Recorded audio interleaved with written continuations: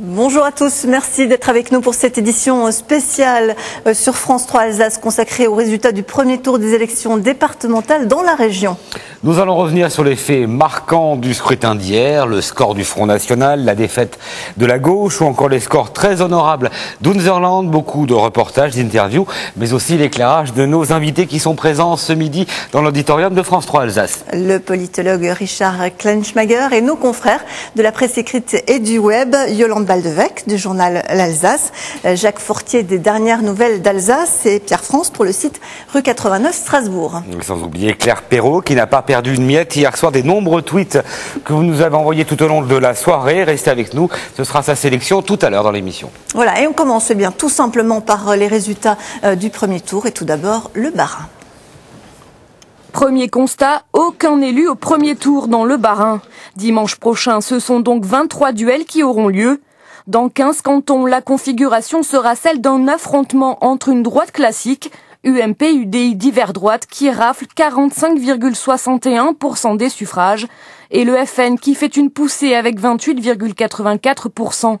Dans 11 de ces cantons, la droite traditionnelle se maintient en tête. Dans 5, c'est le FN comme à Saverne qui arrive en pole position. Strasbourg fait comme souvent figure d'exception, puisque le PS sera présent au second tour dans 4 des 6 cantons, et fait la course en tête dans 3 d'entre eux. Maigre consolation puisque la gauche perd 2 de ses bastions. Schiltigheim out le sortant Raphaël Nizan et Ilkirch Grafenstaden éliminé Claude Fröhlich, sortant lui aussi. Les écologistes sont carrément dans les choux, aucun binôme au second tour. Le futur conseil départemental se dessine d'ores et déjà avec une forte majorité alsacienne, plus forte encore que la précédente. Et on va détailler à présent les résultats du Haut-Rhin avec 2 caractéristiques cette fois. Il y a déjà un binôme élu et il y aura une triangulaire. Seuls gagnants ce soir sont avec moi. Le Haut-Rhin compte le seul binôme élu d'Alsace. À Brunstadt, Bernadette Groff et Daniel Adrian, divers droites UDI, ont été élus hier avec 53,35% des suffrages. À noter, une triangulaire, unique elle aussi dans la région. Dans le canton de Sainte-Marie-aux-Mines, le FN, l'UMP et la gauche s'affronteront dimanche prochain. La gauche, justement, qui sort exsangue de ce premier tour. Exception faite de cette triangulaire, tous les candidats PS ont été éliminés sans ménagement, y compris dans le fief mulhousien. Même sort pour les sortants écologistes, victimes eux aussi de la déferlante bleue, bleu ciel et bleu marine. Car ce sont donc 14 duels droite FN qui auront lieu dimanche et un duel FN indépendant. L'union de la droite alsacienne a manifestement été payante et Unserland n'a pas réussi à affaiblir plus que cela le FN. Peur de la très grande région, ras-le-bol généralisé, peu importe, le rose a été éclipsé. L'Assemblée départementale haut-rhinoise sera donc monochrome et mixte. Richard Kleinschmager, une première réaction. Effectivement, l'Alsace qui se distingue une fois de plus avec, on va dire, hormis les cantons strasbourgeois, une très très grande majorité de duels UMP-FN pour le deuxième tour. On a un peu l'impression de revenir avant les années 90 où le Parti socialiste n'était pas vraiment présent. On va avoir 2 assemblées qui vont être, on va dire, monocolores ou presque. Il y aura peut-être l'un ou l'autre élu du Front National, c'est pas certain, et il y aura les socialistes strasbourgeois. On est donc dans un contexte où la majorité alsacienne, eh bien, l'a clairement emporté dès le premier tour, d'une certaine façon. Il ne faut jamais préjuger des résultats du deuxième tour, mais la leçon est claire ce soir, ce matin, disons. On va revenir sur tout ça. D'abord, on va reparler d'un des faits les plus marquants de ce premier tour. C'est la disparition possible et programmée de toute opposition de gauche dans l'Assemblée du Haut-Rhin. Pour mémoire, le Conseil général du Haut-Rhin comptait 5 socialistes, 2 divers gauches et 2 écologistes. Et là, dès le premier tour, tous les candidats socialistes sont donc éliminés. On peut parler d'une véritable déroute du PS haut-rhinois. Stéphanie Malorand. Il était sur Mulhouse la figure emblématique du Parti socialiste, Pierre Fréburger. Il a décidé de raccrocher après 4 mandats de conseiller général. Au lendemain de la disparition de la gauche dès le premier tour dans les cantons mulhousiens, il est plutôt fataliste. Aujourd'hui, l'ensemble des candidats dans le département ont subi un peu les effets un peu de cette politique nationale menée par le gouvernement. Et donc on a beau avoir le meilleur projet possible localement, les électeurs ne sont pas à l'écoute de ce projet. Vote sanction contre le PS, une lourde responsabilité pour la jeune garde socialiste qui a désormais la charge de tout reconstruire à Mulhouse. C'est une aventure au long cours qu'il démarre aujourd'hui. C'est pas en quelques semaines, en quelques mois, mais nous sommes prêts avec d'autres élus, Malika Shpinaman-Barek, Lynn Boyer da Silva, à reconstruire le socialisme à Mulhouse. Reconstruire après une bonne claque infligée par le Front National. Pour l'autre ténor mulhousien Gilbert Butazzoni, c'est un éternel recommencement. Il se souvient de 97 et du parti de l'extrême droite très présent alors avec Gérard Frelet. À l'époque, Jean-Marie Bockel avait gagné la cantonale de 63 voix seulement. En 2001, Gilbert Butazzoni remportait un siège, toujours face à un Gérard Frelet très fort. En 2001, j'ai effectivement gagné, et puis je suis quand même assez fier d'une possibilité de sièges. Ils sont descendus jusqu'à presque 14%, le FN. Hein. Et on pensait qu'effectivement, on en était, entre guillemets, libérés, quoi. Et là, maintenant, la boucle est peut-être bouclée, mais ils sont de nouveau là. Reste aux socialistes à faire le point lors de leur congrès en juin à Poitiers, pour reconstruire une gauche qui, élection après élection, perd du terrain. Oui, nuit difficile et matin blême, on imagine, pour le responsable départemental du Parti Socialiste, Antoine Homé, forcément très déçu. On appelle maintenant au Rassemblement Républicain pour faire barrage au Front National. On l'écoute. C'est une phase difficile, il y en a eu d'autres. Il va y avoir un travail qui va s'engager. Moi, j'ai bon espoir que effectivement ça le fasse. Comme on dit en sport, il faudra du temps. Mais c'est vrai à Mulhouse, c'est vrai sur l'ensemble du département et c'est vrai sur toute l'Alsace, hormis évidemment Strasbourg, où la gauche s'en tire très bien. Donc voilà, il y a du travail. On sera là, fort de nos valeurs. Alors, je voudrais sur ce point insister. Il faut également qu'au niveau national, je le dis très clairement, il y ait des changements, des inflexions sur le pouvoir d'achat, sur les retraites. Ce que nous ont dit les gens sur les marchés, c'est qu'ils souffraient avec les retraites qui baissaient, avec effectivement les problèmes de pouvoir d'achat. Donc il faut retrouver effectivement ces valeurs de gauche. Et puis déroute aussi pour deux conseillers généraux sortants socialistes du Bas-Rhin, battus donc dès le premier tour. Liekirch-Grafenstaden, Claude Fröhlich n'arrive pas à se qualifier en troisième position. 75 voix le séparent du binôme UMP d'hiver droite et c'est donc le Front National qui arrive en tête dans ce canton d'Ilkirch. Et au nord de l'Eurométropole, Raphaël Nizan est également battu, dépassé lui aussi par le Front National et par le candidat UMP. Le conseiller général sortant socialiste a d'ailleurs été très clair hier soir.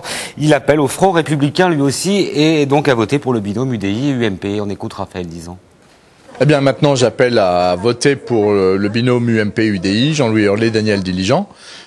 Parce que il n'est pas question que le Front National l'emporte, il n'est pas question d'autre part de laisser ce déni de démocratie se réaliser. Ce sont des gens que vous n'avez pas réussi à rencontrer, les médias, que les Chilicois et les Bichaïmois n'ont pas rencontrés. Ils se cachent, ils avancent masqués, voilés, et simplement ils profitent d'un vote politique et de désespérance pour le Front National. Alors évidemment, en tant que démocrate, ça m'interpelle, ça doit nous interroger tous, on doit bien réfléchir, mais à tout ça, mais il n'est pas question que les deux qu'on ne connaît pas l'emportent. Alors les socialistes peuvent au moins se consoler avec Strasbourg. Le PS y résiste bien, voire même très bien dans le contexte actuel, puisque l'ensemble des candidats socialistes se sont qualifiés pour le deuxième tour. Et ils ne sont pas les seuls à se réjouir des résultats de la soirée. Tout le monde semble y trouver son compte. Grégory Fraisse et Christian Lemel nous racontent cette soirée strasbourgeoise. 20h à Strasbourg, l'heure du dépouillement dans les bureaux de vote et l'heure de vérité pour le Parti Socialiste. La ville est désormais son ultime chance d'être représentée au conseil départemental. L'équipe municipale le sait, elle présente des adjoints dans les 6 cantons strasbourgeois. Ils sont en tête dans les cantons 1, 2, 3 et 5. Aucun d'entre eux n'est éliminé. C'est le soulagement. Tous les adjoints qui sont candidats sur la ville de Strasbourg sont qualifiés pour le deuxième tour et beaucoup ont une vraie chance de gagner. Et donc ce test de popularité sur le travail collectif de la municipalité, il est plutôt réussi. Le second tour promet cependant d'être difficile pour le premier adjoint au maire et son binôme, candidat à la Robertsau, bastion de la droite, qui affiche une avance confortable. Le conseiller départemental sortant est confiant. C'est du bonheur, je pourrais difficilement dire le contraire, c'est du bonheur parce que pour moi, c'est quelque part le résultat de ce qui est la mission d'un conseiller général, c'est-à-dire essentiellement la proximité. La droite en ballottage favorable également à Strasbourg 6. L'entente UMP-UDI des deux conseillers sortants a fonctionné. On est content, mais c'est pas définitif et on voudrait encore amener des abstentionnistes à se manifester, à voter pour nous. La victoire que nous espérons, ça sera dimanche soir et il n'est pas question de pavoiser. Dans ce canton, la candidate du Front National échoue d'un rien. Vraie déception pour Julia Abraham et résultat strasbourgeois mitigé pour le FN qui se maintient dans 2 cantons, comme en 2011. On amplifie la dynamique qu'on avait impulsée lors de la municipale avec Jean-Luc Chaffauser. On a quand même des scores qui sont très très honorables. On est au second tour dans plusieurs cantons, donc finalement c'est quand même un résultat globalement très positif. C'est donc le binôme socialiste Jean-Baptiste Mathieu et Annick Neff qui se qualifient dans ce canton. Une bonne surprise pour le PS qui, à minuit, prépare déjà la campagne du second tour. Dans ce bureau, l'équipe de Mathieu Kahn, candidat en tête à Strasbourg 1 et premier secrétaire fédéral du Bas-Rhin, conscient, au vu de la déroute socialiste dans la région, de l'importance du scrutin strasbourgeois. Il est nécessaire qu'il y ait au Conseil général une autre voix qui s'exprime, une autre voix pour dire qu'une autre politique des solidarités est possible au Conseil général. Il nous reste une semaine pour dire que ce message doit être porté fortement et que le résultat de ce soir doit être amplifié et confirmé dimanche prochain. Après une courte nuit, les équipes de campagne se sont donc remises en ordre de marche dès ce matin. Et le maire socialiste de Strasbourg, Roland Ries, lui aussi affichait dès hier soir une certaine satisfaction. Et pour cause, ces adjoints qui sont partis à la bataille des départementales s'en sortent bien. Une manière de conforter donc la politique de la ville menée par le premier magistrat. On l'écoute. Dans un contexte national difficile, peut-être un peu moins difficile que ce qu'on pouvait prévoir à un moment donné, dans un contexte alsacien, alors là, très difficile, il faut le dire, eh bien Strasbourg sauve l'honneur. Alors, ces cantons strasbourgeois ne sont pas tous dans la même situation. Il y en a où ce sera plus difficile et d'autres où ce paraît plus facile de gagner. C'est quand même aussi une reconnaissance du travail qui est fait maintenant depuis 2008 et avant par cette municipalité. Et la ville bouge, la ville change. Les gens ne font pas tellement la différence entre les compétences départementales, régionales, communales, intercommunales. Ils constatent que les choses avancent et il me semble que c'est une reconnaissance de ce travail. Moi, j'en suis content. Alors, Richard Klachmager, les socialistes alsaciens, sauvés par Strasbourg. Sauvés par Strasbourg. On est quand même dans un paradoxe parce que l'histoire du socialisme en Alsace s'est créée, s'est mise en place à Mulhouse. Enfin, à la fin du XIXe siècle. Le seul département, me semble-t-il, où un jour il y a eu une majorité socialiste, c'est le Haut-Rhin, au deuxième tour de l'élection de 88 où Mitterrand l'a emporté. Et puis, on est dans ce renversement. Mais c'est toute la sociologie de la société qui est derrière. Parce que le socialisme haut-rhinois était, j'allais dire, soutenu, poussé par les classes laborieuses, comme on disait autrefois, le monde populaire et ouvrier du Haut-Rhin. C'est vrai que ce monde-là s'est délité, est entré en crise depuis longtemps, et c'est vrai qu'une fraction de cet électorat est passée directement au Front National, d'une certaine façon. Et donc, on est dans une évolution forte. Alors, le socialisme, eh bien, il a un autre visage, il a un visage plus urbain, disons plus classe moyenne, voire classe moyenne supérieure, on le retrouve à Strasbourg. Ceci dit, à Strasbourg, dans les zones plutôt populaires, Cronenbourg, Königshofen, les socialistes ont relativement bien résisté. En pourcentage, au niveau régional, c'est environ 15% pour le Parti socialiste. C'est très bas. C'est faible. C'est incontestablement, j'allais dire, la claque nationale. On l'a ressenti aussi ici en Alsace. C'est quand même étonnant que pratiquement le Parti socialiste n'existe plus que sur les circonscriptions de Strasbourg. De ce point de vue-là, même aux marges de Strasbourg, la défaite à Ilkirch, la défaite à Schietigheim du Parti socialiste montre bien que les choses ne soufflent pas de leur côté actuellement. Est-ce que ce sont des défaites du Parti socialiste ou des défaites peut-être plus personnelles, notamment dans le cas de Raphaël Nizan ? La vie politique à Chitikem, j'ai toujours dit, c'est une pétaudière. Et ça a été confirmé. Nizan a été battu, mais de très peu, d'une certaine façon. Il aurait pu aussi figurer au deuxième tour. Donc, c'est vrai qu'il y a, comme un bis repetita de l'élection municipale, un certain désaveu de l'ancien maire, qui est très clivant, hein, qui ne met pas le mouchoir sur ses convictions, qui va sabre au clair. Et c'est vrai que ça ne convient pas à tous les électorats. Alors, les scores du Front National, eux, sont forts en Alsace et même en hausse. La majorité des duels donc, du deuxième tour, vous l'aurez compris, oppose des binômes UMP, donc à celui du FN. Et à 9 reprises, ce sont d'ailleurs les candidats frontistes qui arrivent en tête. C'est le cas à Ingwiller, c'est le plus grand canton de la région. Le FN y a obtenu plus de 33% des voix. Il faut dire que la droite partait divisée aussi dans ce canton. Voyons le reportage hier soir, tourné par Marie Pouchin et Guillaume Bertrand. Les urnes ont parlé, 751 petites enveloppes auront fait la différence. Le plus grand canton d'Alsace est à portée de main pour le FN et son jeune marié, Baptiste Pierre, tout juste 24 ans. Une grande satisfaction puisque ça confirme le score des européennes sur le canton et nous espérons faire autant de voix au second tour et bien sûr plus mobiliser tous les électeurs qui ne se sont pas déplacés dès le premier tour. 30% aux européennes, 40% aux municipales de Sarre-Union. Les deux conseillers municipaux devancent le maire cette fois, mais pas dans sa ville. Après la profanation du cimetière juif, le candidat sortant de l'UMP veut y voir un sursaut citoyen. Il a eu lieu, à Sarre-Union en tout cas, puisque sur l'ensemble des bulletins qui ont été dépouillés, le Front National a régressé, nous avons progressé et nous ne pouvons que nous en réjouir. Le candidat sortant a besoin de faire le plein à droite pour faire barrage au Front National. En clair, des 21% de l'autre sortant, Jean Mathia, éliminé dès le premier tour après 4 mandats. Les deux hommes se sont parlé, pas plus. Les gens sont responsables de leur propre vote, donc ils assument leurs responsabilités, c'est clair et net. Pas de consigne de vote non plus du côté des régionalistes, anti-parti, anti-Paris, arrivés en 4e position avec 13,5%. Unserland veut garder ses voix contestataires. Dimanche prochain, le duel FN-UMP promet d'être serré dans le canton.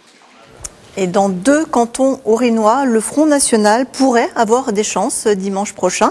Les cantons de Wittenheim et Ensisheim. On va regarder ensemble les résultats du premier tour. Oui, c'est dans les 2 cas des scores très élevés pour le FN. À Wittenheim, record d'Alsace, 38,3% et cas presque unique sauf Strasbourg. C'est un binôme divers gauche qui est présent au 2e tour.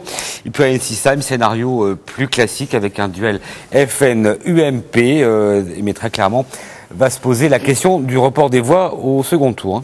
Des résultats, en tous les cas, qui satisfont bien sûr le responsable départemental du Front National et qui se garde quand même de tout triomphalisme. On écoute Alain Favaletto, suivi de Caroline Abraham, qui était candidate dans le Haut-Rhin. Nous avions un objectif de pourvoir 17 cantons en candidats, premier objectif, et un deuxième objectif qui était d'avoir environ 15 binômes au deuxième tour. Nous en avons sans doute 16. Donc vous êtes allé au bout de votre objectif. Voilà, les missions sont atteintes pour l'instant. Les candidats sont inconnus parce que la Fédération 68, comme d'autres fédérations sans doute, vit un renouvellement de ses militants et de ses cadres qui sans doute se mettent dans le sillage de Marine Le Pen. Et par ailleurs, ce caractère relativement inconnu des candidats que vous soulignez fort justement a été un handicap par rapport aux notables qui s'opposaient à eux sur le terrain. Chez nous, tout est transparent justement. C'est ce qu'on dit. Chez nous, on nous trouve où on veut, quand on veut, nos chiens, nos poules, ce qu'on veut. Mais comme dit, on ne veut pas. On se bat en fait pour un idéal commun. C'est pour ça qu'on a des candidats de tous les âges, parce qu'il n'y a pas d'âge pour vouloir aller dans le sens du bien de l'humanité. Et je pense que réellement, y compris le score qu'on a fait. C'est un rejet des apparatchiks, des barons, voilà. Richard Kleinschmager, un élu, 2, 3 élus frontistes dans le Haut-Rhin notamment, est-ce que c'est possible dimanche prochain? C'est possible. Ça va dépendre, j'allais dire, du pacte républicain que voudront bien signer les électeurs qui n'ont pas voté pour l'UMP. Ceci étant, on est quand même, de toute façon, quoi qu'on fasse, dans une reconfiguration de la présence du Front National. C'était un parti, on disait, il est présent au présidentiel, il est présent au régional parce que scrutin de liste. Et là, tout d'un coup, il est dans le paysage ultra-local. Les départementales, c'est l'élection de la proximité, la première élection politique de la proximité après les communales.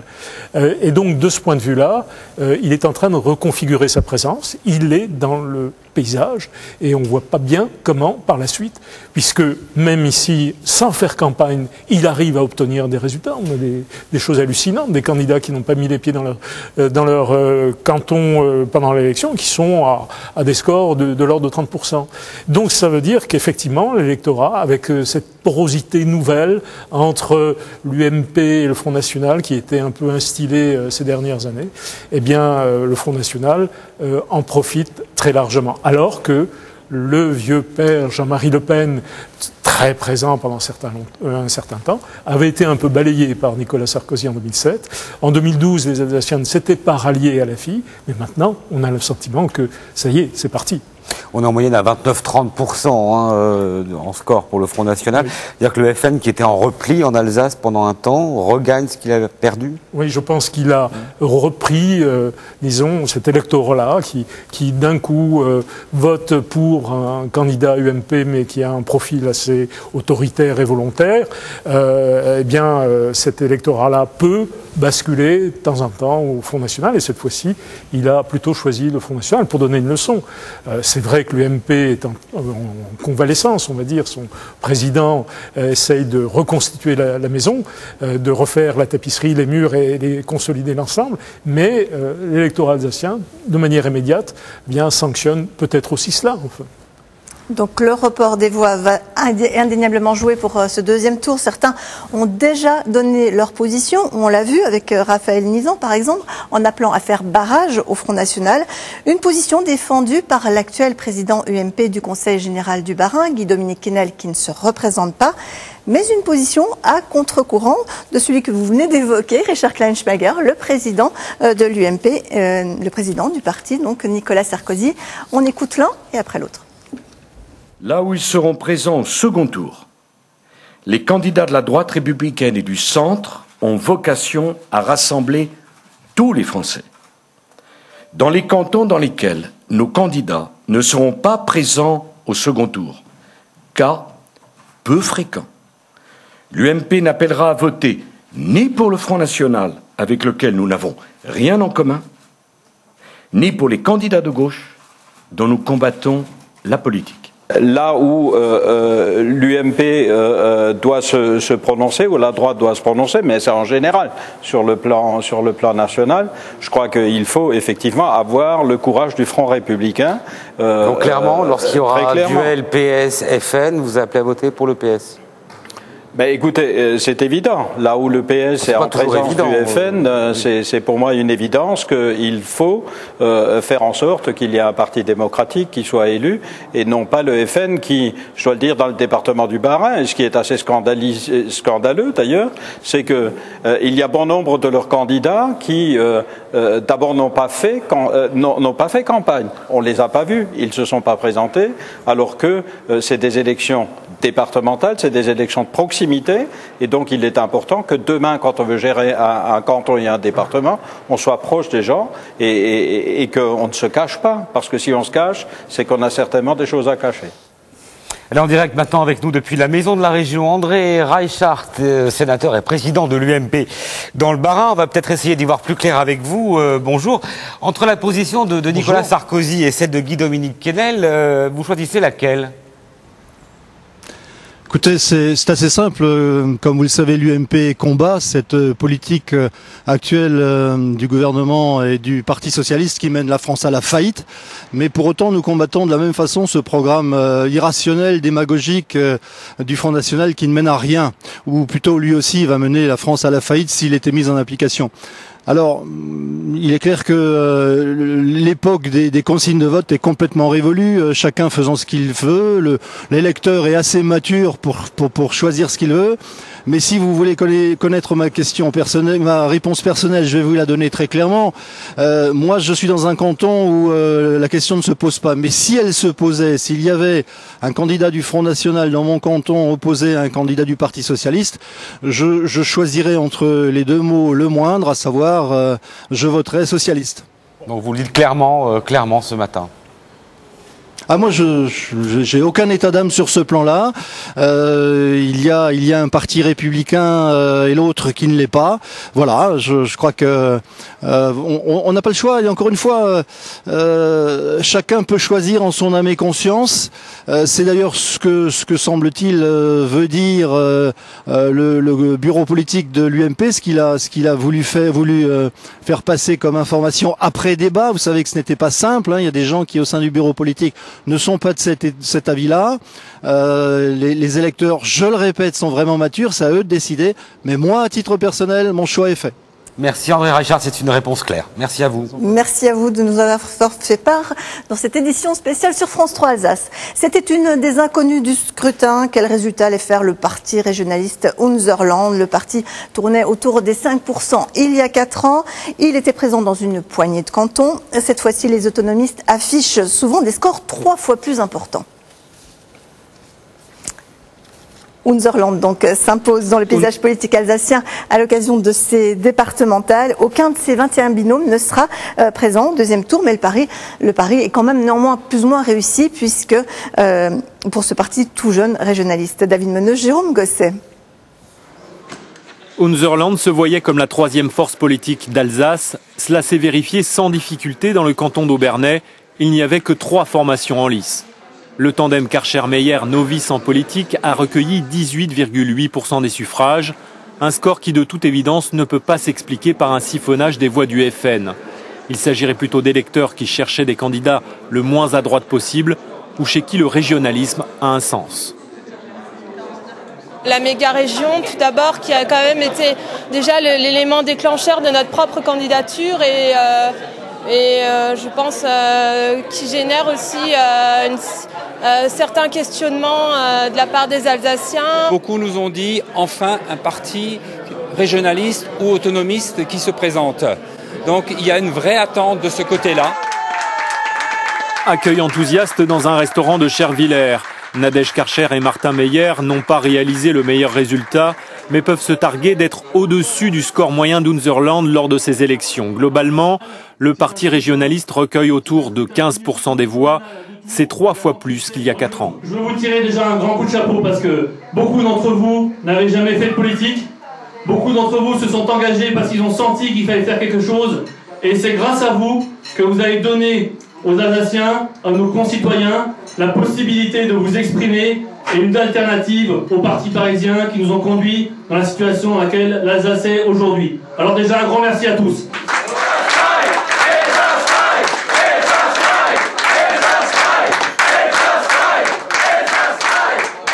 Aujourd'hui, on fait des scores qui font de 15 à 20%. Aujourd'hui, sans aucune aide, sans aucune logistique derrière. Aujourd'hui, c'est un message fort qu'on envoie. Hein. Et donc, ce message, il doit être écouté. Et comme dit, tant qu'il ne sera pas écouté, on se présentera aux élections. Et on voit bien que les Alsaciens, du moins en partie, sont derrière nous. Et ils continueront à l'être. Parce qu'il y a un besoin. Et ce besoin, nous sommes les seuls à le couvrir et à répondre à ces aspirations.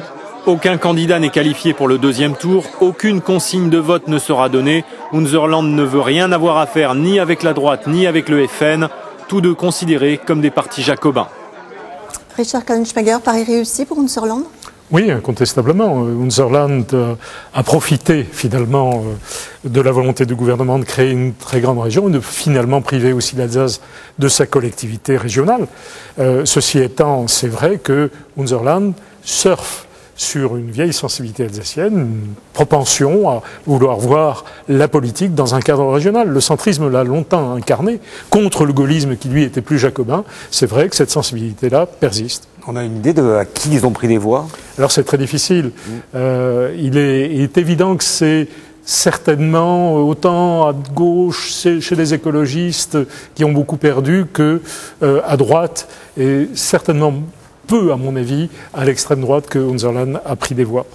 C'est une formation, on dit parfois autonomiste, je la sens plus régionaliste, au sens où on retrouve cela en Bretagne et dans d'autres régions, que autonomiste au sens alsacien traditionnel, si je peux le dire.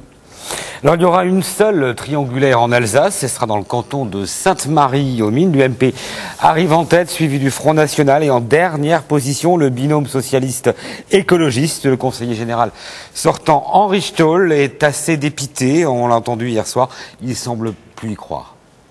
On se fait passer devant par le Front National avec 0 programme. J'avoue ne pas comprendre cet électorat, mais je pense que l'électorat, lui non plus, ne comprend pas les politiques. C'est pour ça qu'ils font ce score-là. Le résultat, il va quand même être un conseil général ou conseil départemental bleu, complètement bleu. Certainement, il y a peut-être un soldat rien à sauver, moi à la limite, mais ce sera quand même la même politique qui sera appliquée. L'électorat, par contre, on sent qu'il est désespéré.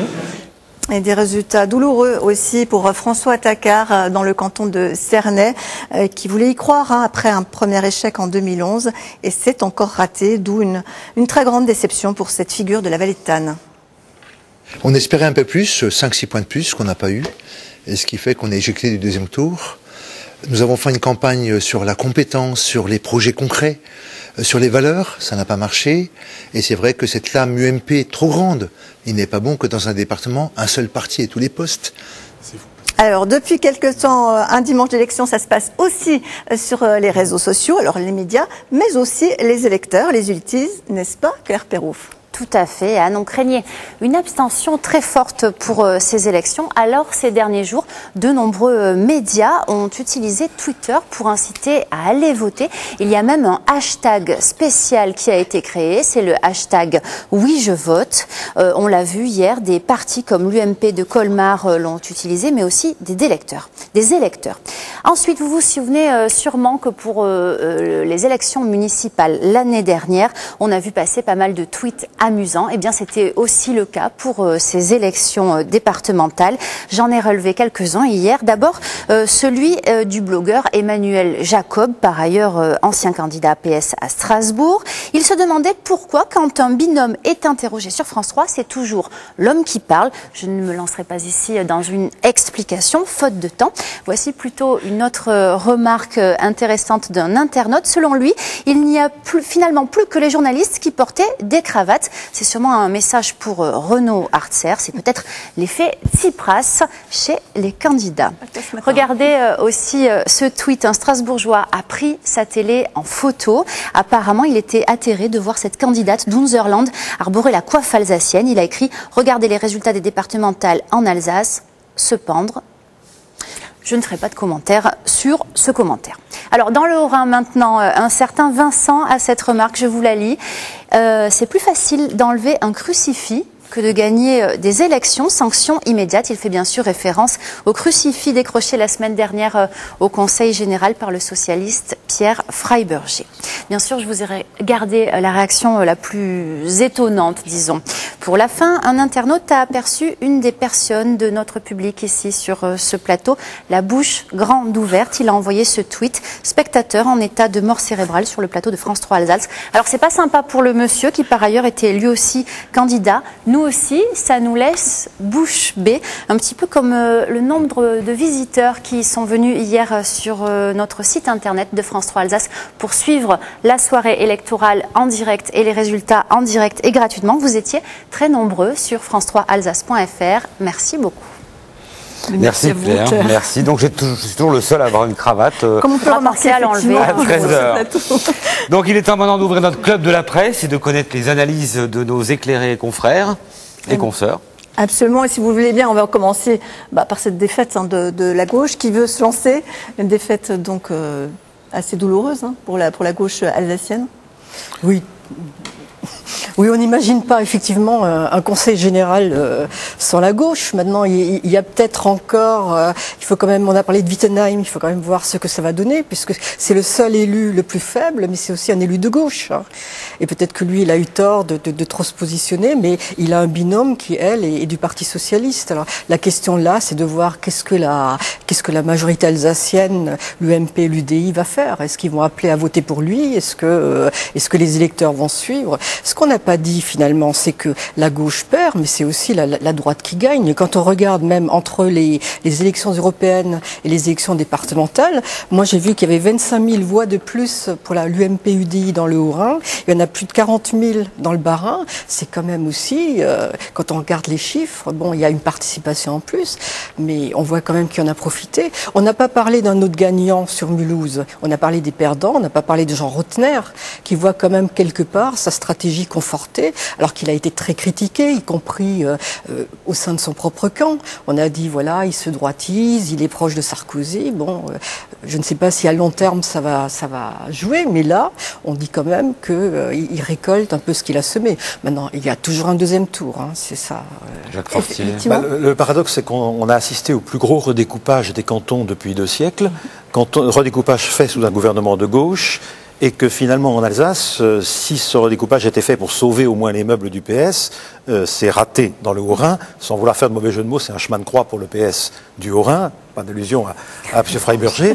Et dans le Bas-Rhin, finalement, avec 4, peut-être 5 cantons urbains, tous sur Strasbourg, où le PS peut espérer sauver ses sièges, il va se retrouver avec 8 ou 10 élus sur 46, c'est-à-dire à peu près que dans la même proportion que celle où il était dans le Conseil général sortant. On reviendra sur le cas de Strasbourg bien spécifique, Pierre-François. Oui, autre chose qu'on peut noter, c'est la stratégie pré-scrutin du Parti socialiste qui a décidé d'être absent dans 15 cantons. On peut s'interroger sur le message. Des cantons sans voilà. PS, oui, on peut s'interroger sur le message que ça a envoyé auprès des électeurs. Après un gouvernement qui a failli passer les départements par pertes et profits, bon, finalement, il n'en est plus question aujourd'hui. Mais ça a envoyé probablement un message qui est que les conseils départementaux, finalement, c'est pas tellement pour nous en Alsace. C'est une manière de quitter le champ de bataille avant même d'avoir livré bataille. Alors, on a posé la question hier à Mathieu Kahn à plusieurs reprises là-dessus, et sa réponse c'est oui, mais bon, c'est comme d'habitude. Alors, c'est quand même pire que d'habitude. C'est pas toujours comme d'habitude. On se souvient de l'époque où des missi dominici partaient de Strasbourg pour aller dans le canton de Salles ou dans le canton de Drulingen et revenaient avec quelques pourcents et apprenaient comme ça, petit à petit, à rencontrer les électeurs et à prévoir une carrière politique. Non, très honnêtement aussi, si le PS ne trouve plus de candidats pour aller dans certains cantons, notamment dans le Bas-Rhin, c'est que d'abord il sait qu'il sera en dessous des 5% et que ça commence à lui coûter très cher, d'une part, et c'est qu'il n'a plus le vivier dans lequel puiser ses candidats implantés localement. Il y a une espèce de concentration sur Strasbourg du PS dans le Bas-Rhin qu'on ne connaît pas dans le Haut-Rhin, mais qui est réellement dans le Bas-Rhin un phénomène dramatique pour ce parti. Mais ce qui a été frappant aussi, c'est que la gauche n'a pas vraiment fait campagne sur les valeurs de gauche. Enfin, je ne sais pas si vous êtes même sur Strasbourg, il fallait les chercher, les bulletins au nom du Parti socialiste. Hier, là où moi je vote, les bulletins étaient verts. Un vert foncé, mais c'est quand même très curieux aussi. Hein. Mais bon, toujours en prenant entre les européennes et maintenant, la gauche a quand même perdu 20 000 voix. Dans le département. C'est quand même assez étonnant, ça. Un petit mot sur les défaites dans le périmètre de Strasbourg, l'ancienne communauté urbaine, donc les défaites de Claude Fröhlich à Ilkirch et de Raphaël Nissan à Schiltigheim. La couronne strasbourgeoise a été à un moment l'éclosion du PS renouvelé dans les années 70 et maintenant elle voit disparaître ces élus PS. Je ne sais pas comment il faut l'interpréter. Richard Kachmaguer parlait tout à l'heure de l'itinéraire personnel de Raphaël Nissan qui coup sur coup subit deux défaites cinglantes, c'est une chose. C'est moins vrai à Ilkirch. Pour Claude Fröhlich, on ne peut pas faire de comparaison. L'électorat, là, s'est amenuisé, leur a coulé comme du sable entre les doigts. Est-ce que c'est la fin de la carrière politique de Raphaël Nissan? C'est difficile de se remettre de 2 échecs comme cela? Jamais de fin de carrière politique, on le voit bien, surtout avec un tempérament comme celui de Raphaël Nissan. Donc, mais c'est vrai que c'est difficile quand même de se replacer, y compris dans son propre parti, quand on a subi des défaites de ce type-là. Ceci étant, c'est vrai que le Parti socialiste a un problème en général, c'est que son électorat populaire, il a du mal à le retrouver. Et c'est vrai que dans cette couronne, il y avait cela. À un moment donné, il a su le protéger, le gérer. Aujourd'hui, semble-t-il, c'est devenu plus difficile. Même si la question du programme, en général, est compliquée, parce que qui sait exactement quel a été le programme du Front National sur ces élections départementales? C'était voté Marine Le Pen. Mais oui, parce que le Front National a fait une campagne nationale. On va parler. D'abord, on n'a pas parlé ensuite d'une autre force de gauche, qui sont les écologistes, qui vont alors disparaître complètement, semble-t-il. Même Henri Stoll n'y croit plus. Non, mais là aussi c'est surprenant, puisqu'on en avait quand même, un petit groupe dans le Haut-Rhin. Hein, si on prend le Conseil général du Haut-Rhin, il y avait un groupe de 5 personnes, écologistes, développement durable. Moi, c'est tout à fait étonnant. Moi, je pense qu'une partie de ces voix sont allées sur là où ils étaient présents, sur Unserland. Enfin, moi, j'explique pas ça autrement. Cette stratégie de division, qui visiblement n'a pas été payante, quoi. Je pense qu'il y a un phénomène Unserland, comme le dit Yolande très, très justement. Il y a aussi le fait que les écologistes, aux élections ex-cantonales, maintenant départementales, ils gagnent en général sur des triangulaires. Et quand un électeur sur deux ne se déplace pas, la triangulaire, on le voit, est difficile à réaliser. Marie-Dominique Dressé dans le Bas-Rhin, quelques-uns des exemples orinois que vous donniez à l'instant, c'est des triangulaires qui le permettent. Là, elles sont pas là. Europe Écologie Les Verts et leurs alliés n'ont pas l'habitude de l'emporter quand la participation est faible à des départementales. Et de ce côté-là, alors ce qui est leur absence dans un certain nombre de cantons, quelques cantons rares où a pu se faire l'alliance avec le Parti socialiste, d'autres où ils sont partis tout seuls, leur absence fait que finalement ce qu'on sait aujourd'hui des écologistes avec les chiffres de ce dimanche n'est pas très représentatif de ce qui pèseront par exemple au régional de décembre 2015. Pierre-France, l'autre fait marquant, c'est évidemment le Front National. Oui, alors ça c'est sûr qu'effectivement, donc le Front National, moi ce qui me choque évidemment, et ça a été rappelé, c'est le fait qu'ils aient pu comme ça rafler jusqu'à 30% des voix sans avoir fait campagne, sans même avoir rencontré la presse. Certains ont évité les journalistes. C'est vrai que certains élus s'en étonnent, on sent poindre un petit peu de jalousie parce qu'ils arrivent à faire 30% sans faire campagne, mais quand même ça pose une question sur la démocratie représentative et comment elle fonctionne. Et puis ça va poser aussi la question de ceux qui sont élus. Qu'est-ce qu'ils vont faire dans les assemblées s'ils n'ont pas fait campagne, s'ils n'étaient pas là, s'ils n'ont pas de programme pour le département? Est-ce qu'on peut quels vont être le rôle de ces élus? Un changement d'attitude dans la campagne, là dans l'entre-deux tours, voir quand même ces candidats Front National sortir du bois? Non, je ne pense pas. Je pense que ce qui leur a réussi au premier tour, ils vont le maintenir. Ça va être Marine Le Pen, voter pour elle, alors qu'il n'y a pas le début d'un commencement d'un programme pour les élections départementales, pour le Conseil général. Ou alors ils vont dire contre l'assistanat, enfin ils vont peut-être axer là-dessus. Mais bon, moi je ne les vois pas élus quand même. Cela dit, hier soir, ces candidats fantômes, là, on les a vus sortir des ténèbres, je ne sais pas, mais ils existent et parfois ils sont jeunes et parfois étonnants. Ils sont même très souvent jeunes.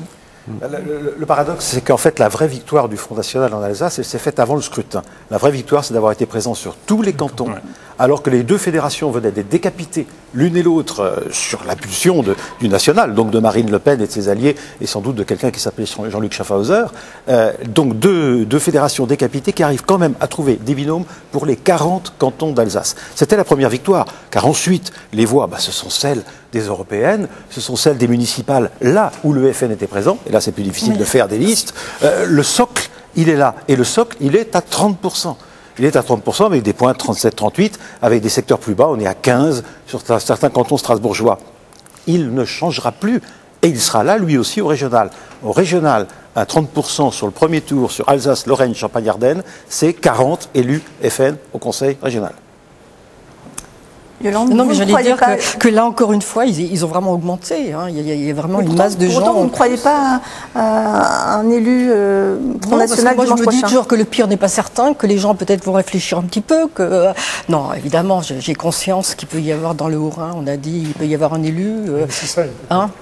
Pardon? À Ensisheim, peut-être. Pierre-France, ce qui est intéressant aussi, c'est que... moi, c'est plus Wittenheim, parce que je sens l'élu de gauche plus faible. Ensisheim, je me dis que c'est quand même un vieux poids lourd. Sur le Front National, dans les cantons strasbourgeois, il progresse, même s'il est à un niveau inférieur, mais il progresse de manière importante. Il progresse, certes, mais on peut espérer qu'il est arrivé en bout de course. C'est-à-dire c'est un parti qui n'a pas de réserve de voix, alors que s'il est au deuxième tour, eh bien, le candidat qui se retrouve face au Front National peut probablement bénéficier d'un rapport de voix très favorable. Donc c'est pour ça que je rejoins Yolande Baldeweg. C'est vrai que c'est un parti qui progresse, qui arrive en tête parfois, mais d'ici à ce qu'il y ait un élu dans un des conseils départementaux, ce sera quand même un exploit du Front National, peut-être à une ville. Si on part du principe qu'une partie du vote Front National est un vote contestataire, s'il n'y avait pas eu de candidat Unserland, est-ce que ce vote aurait été encore plus important ? C'est difficile à dire parce que le vote Unserland, ce que disait Richard Kleichmacher est assez juste, c'est un vote, j'allais dire, qui recouvre tout l'éventail politique. Vous avez des Unserland qui sont très à gauche, vous en avez qui sont très à droite et vous en avez qui sont proches des centristes, un peu moins des gaullistes. Et ça se sent. Quand on a 15% sur certains cantons, votre électorat commence à ressembler à ça. Alors c'est vrai qu'il y a l'histoire de l'autonomisme en Alsace qui fait que dans un certain nombre de têtes, on pense tout de suite autonomisme extrême droite. Bon, c'est une partie, petite partie de l'histoire de l'autonomisme en Alsace. Les électeurs d'Unserland hier ne sont pas que ça. Ils sont beaucoup plus larges que ça. Alors, où vont-ils aller au second tour? Est-ce que ils vont se retrouver dans leur famille traditionnelle politique? C'est ce que je crois. C'est ce que je crois. Vous aurez des gens qui ont voté Unserland. Ils vont en tout cas pas tous systématiquement remettre un bulletin Unserland dans l'urne comme ce qui a été demandé par la présidente de leur parti. Oui. Mais en l'occurrence, ils vont sans doute revenir dans l'ensemble de leur famille politique, y compris un petit peu au FN. Oui. Mais Unserland espérait avoir des élus. Alors leurs scores sont pas honteux, mais finalement, c'est réussi ou c'est pas réussi? Non, c'est quand même pas réussi. Non, enfin bon, c'est réussi parce qu'ils ont augmenté, mais ils n'auront pas d'élus. Cela dit, moi je pense qu'il y a, disons, le bon score de l'UMP-UDI vient aussi des mécontents de la grande région. Je pense qu'il y a une partie de la droite qui a récolté aussi, parce qu'on a quand même vu Eric Stroman dans le Haut-Rhin avoir des positions très en pointe. Il était quand même très en pointe et il fait quand même un excellent score. Il a failli passer tout de suite. Et je pense que même Mulhouse, la droite. Et à Mulhouse, dans la disparition du PS à Mulhouse, ce que vous disiez tout à l'heure, la stratégie de Jean Rotner, c'est exactement juste. C'est bien ça. La stratégie de Rotner a été aussi l'opposition à la très grande région. Il fut le premier pétitionnaire. Justement, on va peut-être parler maintenant du grand gagnant de cette élection, c'est l'UMP qui reste, je ne sais pas comment dire ça, omnipotent, omnipuissant dans la région. Parce que, il y a peut-être quand même quelque chose d'intéressant dans cette victoire. Alors on va reprendre le vieux concept de majorité alsacienne, c'est qu'on voit apparaître ou réapparaître l'esquisse d'un clivage. L'UMP était considéré comme le parti qui allait tout fédérer, le grand parti conservateur conçu par Jacques Chirac, et pour bloquer notamment le Front National et puis l'emporter définitivement. Mais on voit l'UDI, le terme d'UDI, la présence du centrisme comme sensibilité, j'allais dire, distingue. Jean-Marie Bockel insiste beaucoup là-dessus. Et on voit peut-être cette majorité alsacienne retrouver les couleurs d'une certaine diversité. C'est peut-être pour elle quelque chose d'intéressant pour l'avenir. Je pense que les choses vont être un peu plus complexes, même si la majorité alsacienne va l'emporter largement. Vous avez l'air plus dubitatif, Pierre-France. Non, je partage l'analyse de Richard Klintmeier. Il faut voir, c'est que ces élus UDI et UMP vont se retrouver donc à gérer le département. Ils vont bien se trouver une opposition interne, d'autant que se profile le scrutin régional et les chefs de file de l'UDI dans les départements et les chefs de file de l'UMP vont se retrouver concurrents éventuellement au régional. On ne sait pas encore ça. Non, mais je pense qu'ils ne peuvent pas se le permettre. Ils ont compris, je pense que la leçon des départementales, c'est qu'ils ont compris, et Philippe Richard en tête, qu'il faudrait des listes d'union, UMP, UDI. Ils le souhaitent. Non, mais moi, est-ce qu'il va y arriver? Non, mais je pense qu'il faut lui faire plus confiance quand même. Le frisson de la peur, le vent du boulet va y faire arriver. Quand on regarde le scrutin dans nos régions partenaires, en Lorraine et en Champagne-Ardenne, le Front National est là aussi dans des niveaux de 30% ou un petit peu au-dessus. S'il n'y a pas au premier tour des régionales en 2015 une alliance UMP-UDI et divers droite très large, une espèce de continuum important, c'est la liste FN qui sera en tête sur la grande région. C'est clair, et tout le monde le sait. Il faudrait une union aussi socialiste, écologiste. Enfin, je pense que c'est indispensable pour que la gauche figure, enfin, pour que Jean-Pierre Masseret ait quand même une chance d'arriver pas trop loin des premiers ou peut-être même deuxième. Enfin, donc vous vous projetez déjà sur le prochain scrutin, alors que le deuxième tour n'est pas passé encore. Ça veut dire que les élections départementales, c'est clairement le premier tour des régionales? Non, pas du tout, parce que d'abord, il y a une dissémination qui est plus facile au départemental qu'au régional, parce que je vous rappelle qu'aux prochaines régionales, il faut faire une liste de 189 candidats, dont 20 remplaçants, sur 10 départements. C'est pas à la portée de tout le monde. Et par exemple, ça pose la question de ce qu'on disait tout à l'heure sur Unserland. Unserland qui fait un résultat honorable dans le Bas-Rhin et dans le Haut-Rhin cette semaine. Que feront-ils en décembre? Avec qui s'allier et où trouver des alliés qui ne soient pas à 0,3% en Champagne-Ardenne ou en Lorraine? Ça, c'est une vraie question. Et seules les grandes familles politiques peuvent se retrouver confortablement au premier tour des régionales dans une très grande région comme celle qui a été construite pour nous. On va bientôt arriver au terme de l'émission. On s'arrête encore donc quelques instants sur Strasbourg, les résultats de Strasbourg. atypique évidemment par rapport au reste de l'Alsace. Atypique, et puis alors effectivement, si les socialistes arrivent à sauver quelques sièges dans le futur conseil départemental, on peut se poser la question de savoir quel sera leur rôle dans la mesure où l'Eurométropole va récupérer une bonne part des compétences du conseil général, enfin du conseil départemental sur le territoire de l'agglomération, où ils vont se retrouver avec des élus qui sont déjà en opposition dans la majorité et qui vont porter les compétences auprès de l'agglomération. Donc ils auront des rôles un petit peu compliqués dans l'avenir, ça c'est sûr. On a beaucoup parlé de tests pour la municipalité sortante. Est-ce qu'il faut vraiment l'interpréter comme ça ou pas? C'est plutôt un bon test, je pense, pour Roland Ries. On a l'impression de voir la naissance, je ne sais pas si c'est le bon terme, de socialisme municipal, non? C'est-à-dire que... C'est un vieux terme consacré. Un vieux terme, mais ça veut dire aussi que quand on a... quand on a toutes les manettes, on a quand même aussi, on peut agir, on peut quand même, on peut agir au-delà de la seule politique. Il y a quand même un suspense, vous croyez aux chances du psy nouveau Alain Fontanel C'est l'un des cantons les plus intéressants de dimanche prochain, parce que M. Le Tallec et Mme Fersdorf ont fait un assez beau résultat. Alain Fontanel pouvait espérer un petit peu plus, et quand on additionne de part et d'autre, et je sais que là, nous avons des avis différents en faisant nos additions, parce que c'est pas simple du tout de dire qui va sortir du chapeau. Alors on dit qu'il fait campagne plutôt à droite. Alors soyons francs aussi, il y a des amis dans le propre parti d'Alain Fontanel qui aimeraient peut-être, qui ne trouveraient pas urgent qu'il gagne le dimanche prochain. On peut dire les choses comme ça. Écoutez, merci beaucoup. En tous les cas, justement, le rendez-vous est pris pour dimanche prochain. Ce deuxième tour risque d'être palpitant à Strasbourg, et pas qu'à Strasbourg, dans toute l'Alsace, même si on sent effectivement des assemblées très bleues pour le Bas-Rhin et le Rhin se profiler. Voilà, et on arrive à la fin de cette émission. Vous trouvez tous les résultats. Il a oublié. Je vais vous parler d'Internet, mais on va en parler. Donc Internet, c'est alsace.france3.fr, sur le site sur lequel vous pouvez retrouver tous les résultats. Bravo, et puis merci beaucoup de nous avoir suivis. Vous retrouverez l'info régionale tout à l'heure à 19h, évidemment, avec à nouveau les résultats de ce premier tour des élections départementales. Et on vous donne rendez-vous, évidemment, dimanche prochain, dès 20h15 pour la deuxième soirée, pour le deuxième tour de ces élections départementales. Très belle journée à tous sur France 3.